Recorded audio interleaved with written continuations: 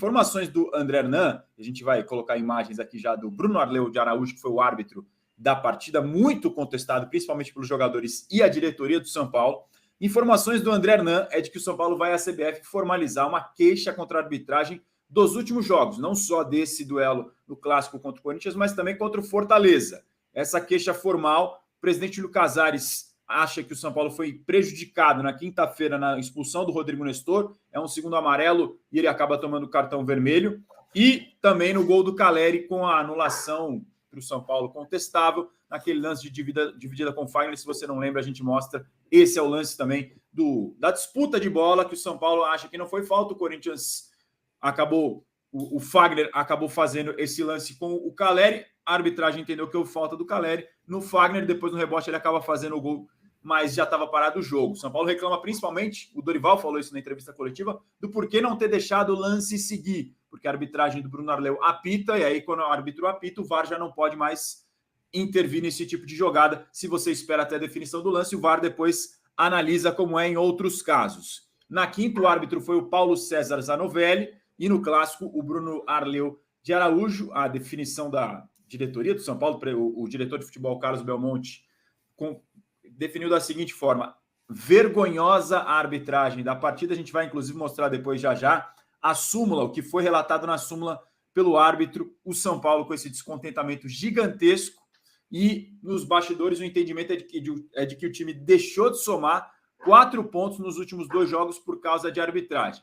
Vamos por partes, como diria o outro PVC. Primeiro tem esse lance que a gente está mostrando, da disputa do Caleri com o Fagner, que o São Paulo entende que o VAR deveria ter, claro, analisado, mas se o árbitro não tivesse apitado.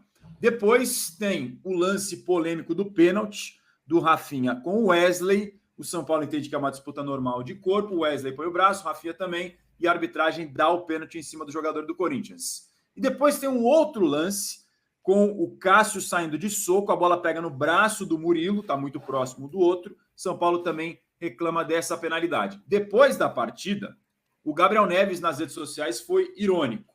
Orgulho do meu time, jogaram muito e mereciam a vitória. Parabenizar o juiz também, jogou muito. Esse é o caminho. No intervalo do Clássico, o Michel Araújo deu uma entrevista também ao Sport TV, ao Grupo Globo, falando que o São Paulo estava bem ajustado, o que precisava ajustar era a arbitragem. E depois do jogo, o diretor de futebol, Carlos Belmonte, detonou a arbitragem, classificando como vergonhosa. Ele cita todos esses lances que a gente acabou de enumerar.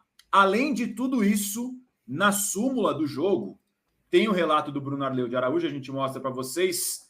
Ele diz o seguinte: informo que por problemas técnicos... Na verdade, aqui, foi respeitado o minuto de silêncio. Informo que no intervalo da partida, no túnel de acesso aos vestiários, o senhor Carlos Belmonte, diretor de futebol da equipe do São Paulo Futebol Clube, proferiu as seguintes palavras, abre aspas: você é uma vergonha, está inventando, fecha aspas.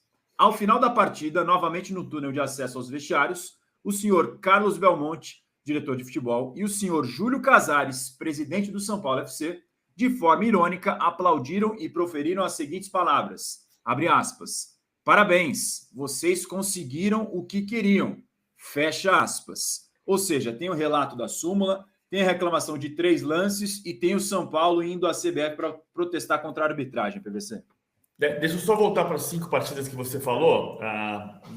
Alguém pode fazer uma observação de que está me faltando alguma coisa, mas assim, vamos lá. Há 2 jogos com lances absolutamente factuais. Grêmio e Fortaleza. O árbitro sinaliza que a bola bateu nas costas e a bola bateu no braço. Isso é factual, porque ele mostrou que bateu nas costas. E o lance do Endrick em Palmeiras e Bragantino, o árbitro diz para o Abel Ferreira e diz para o Endrick que bateu no braço, e a imagem mostra que o braço que encosta na bola é o braço do Cleiton, goleiro do Bragantino. Então tem 2 lances, 2 desses jogos são absolutamente factuais. O Abel Ferreira reclamou também que, para o diretor Anderson Barros, o árbitro disse que tinha marcado outra coisa e não o toque de mão. O jogo Bahia e Flamengo tem um lance factual do Canu, que acerta o braço no peito do Gabigol e o Gabigol leva a mão ao rosto, mas é um lance factual que poderia resultar em expulsão. Porque, apesar de ter sido a simulação do Gabigol, o choque do Canu poderia ter sido interpretado como suficiente para dar o segundo cartão amarelo. Então, é um lance factual porque não houve o toque no rosto. Mas a interpretação do choque no peito poderia levar ao segundo cartão amarelo. Acho erro, mas eu estou discutindo a questão do fato. Vasco e Santos tem 3 lances que o Vasco reclama de pênaltis e por isso vai à CBF.